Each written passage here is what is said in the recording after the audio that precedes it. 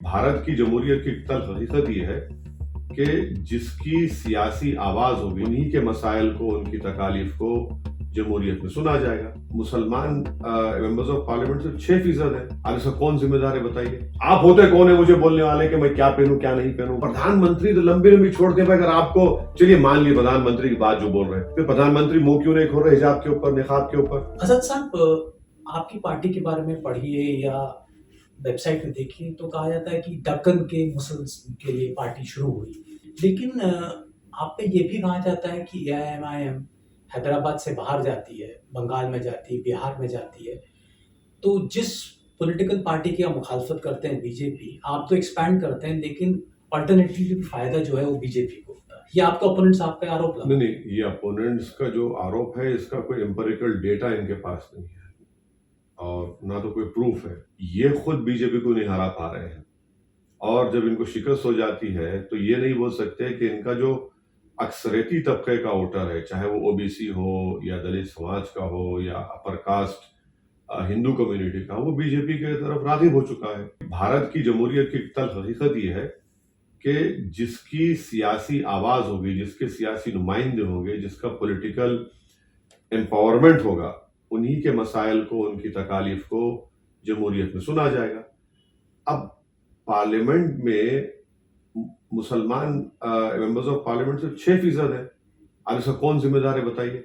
BJP के पास तो एक भी नहीं है 306 में, एक भी नहीं है। इसका जिम्मेदार कौन है? अगर सोशल इकोनॉमिक आप डेटा देखेंगे, यूपी का हम जब स्टडी करवाए, हैदराबाद में एक ऑर्गेनाइजेशन है, उनसे हम स्टडी कराए, प्रोफेसर आमिरुल्लाह खान साहब उसको हेड किए।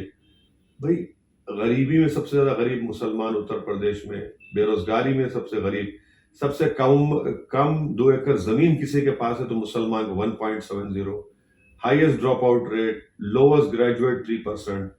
इसका जिम्मेदार कौन है फिर? यही तो हमारे मुद्दे हैं। आपने मसाइल उठाए। आजकल ये हिजाब वाला मामला काफी चल रहा है।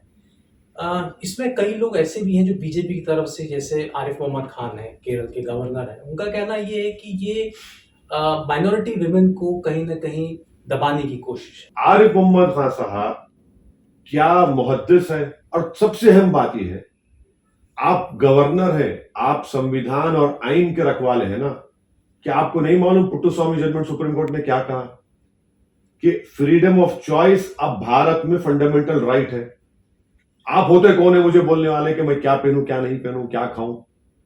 मेरा चॉइस फंडामेंटल राइट है। मेरे सर पे टोपी होगी, मेरे सर पे मेरी बेटी के हिजाब होगा, तो आपके पेट में दर्द क्यों हो रहा है? हार्म किसको हो रहा है? पहनेंगे। ये पूरा हिजाब की कंट्रोवर्सी बीजेपी ने इसको शुरुआत की, ये बीजेपी का क्रिएशन है और बीजेपी एक्सपेरिमेंट कर रही है वहां पर कर्नाटका में। फैशिज्म कैसी होता है ना, फैशिस्ट स्टेट आने से पहले बीजेपी टेस्ट कर रही है। और हिजाब को क्यों बंद किया आपने? सिंदूर लगा के आती हैं, मंगलसूत्र पहनकर आती हैं, कोई कड़ा पहनकर आता है, कोई पगड़ी पहनकर आता है, उनको रोकते हैं आप। ईसाई क्रॉस पहनकर आते हैं, आपको हिजाब क्यों नजर आया?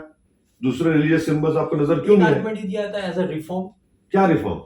कौन सा? अरे आप कौन है तो रिफॉर्म करने वाले? मुझे, मेरा चॉइस है ना भाई। अगर कोई ये समझ रहा है कि मेरे सर पे टोपी है तो कि मेरा दिमाग कवर हो गया, नहीं, मेरा दिमाग खुला है, मेरी आइडेंटिटी है, मैं उस पर फख्र करता हूं।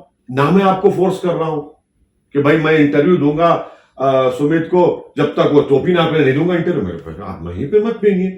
भारत की जमहूरियत में यही तो खूबसूरती है, ये एक multi cultural multi religious country है। आप कैसे अपनी सोच को मुझ पर थोप देंगे? फंडामेंटल राइट्स का कटर वायलेशन है। एक चीज हिजाब वाले मामले में और कहूँ, प्राइम मिनिस्टर ने रिसेंटली बोला था ट्रिपल तलाक वाले मामले को कि मुस्लिम बहनें जो हैं वो उनको धन्यवाद दे रही हैं, थैंक्स कर रही हैं।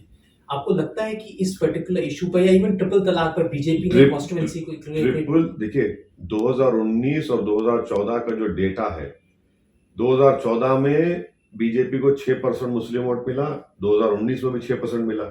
ये वाहिद रिलीजियस कम्युनिटी है जिसका वोट बीजेपी को नहीं बढ़ा, और दूसरे जो रिलीजियस कम्युनिटीज है उसमें जो कास्ट है उनका वोट बीजेपी की तरफ बहुत बढ़ा, 14 से 19 तक। एक पॉइंट तो मोदी के बाद झूठ साबित हुई। ट्रिपल तलाक कानून तो मुस्लिम खवातीन के लिए एक बर्बादी का बाइस बन रहा है।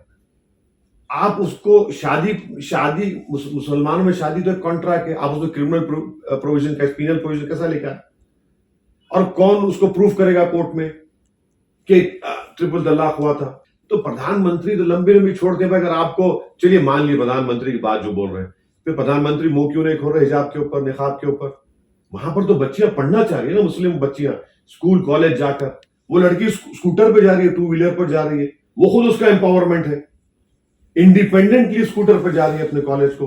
प्रधानमंत्री उस पर कुछ नहीं बोलते। प्रधानमंत्री वो जो जो CAA प्रोटेस्ट में, शाहीन बाग में खवातीन प्रोटेस्ट की तारीखी, उसके बारे में कुछ नहीं बोलते। तो प्रधानमंत्री बोलते रहते हैं, तो जुमलेबाजी करना उनकी आदत है। रिसेंटली होम मिनिस्टर ने भी आपसे कहा, गुजारिश की कि जो मेरठ में अटैक हुआ उसके बाद आपको अपनी सिक्योरिटी बढ़ानी चाहिए, आपने क्यों रिजेक्ट की? मेरा मानना यह है कि सियासतदानों की सिक्योरिटी क्यों चाहिए आपको? भाई आवाम को आप तहफ़्फ़ुज़ फराहम करिए, गरीब आवाम को तहफ़्फ़ुज़ मिले, और जब उनको तहफ़्फ़ुज़ मिलेगा तो मुझे तहफ़्फ़ुज़ मिल जाएगा। मगर मेरी जान की हिफाजत के लिए 12 कमांडोज रहेंगे, और वो जो बेचारा जो पिट रहा है, काशगंज पुलिस स्टेशन में एक बच्चा मारा गया, उसको फांसी दे दी गई, उसका तहफ़्फ़ुज़ कहाँ होगा? वो बच्ची कॉलेज जाना चाह रही है, उसको घेर लेते हैं गुंडे, उसका तहफ़्फ़ुज़ नहीं होगा। तो मैं ये चाह रहा हूं कि मुझे Z कैटेगरी नहीं, बल्कि पार्लियामेंट में मैंने कहा भी कि Z कैटेगरी मुझे मत दीजिए, मुझे एक कैटेगरी का शहरी बनाइए आप। ये हमारी लड़ाई है। थैंक यू वसीम साहब, thank you very much voice of America से बातचीत करने के लिए।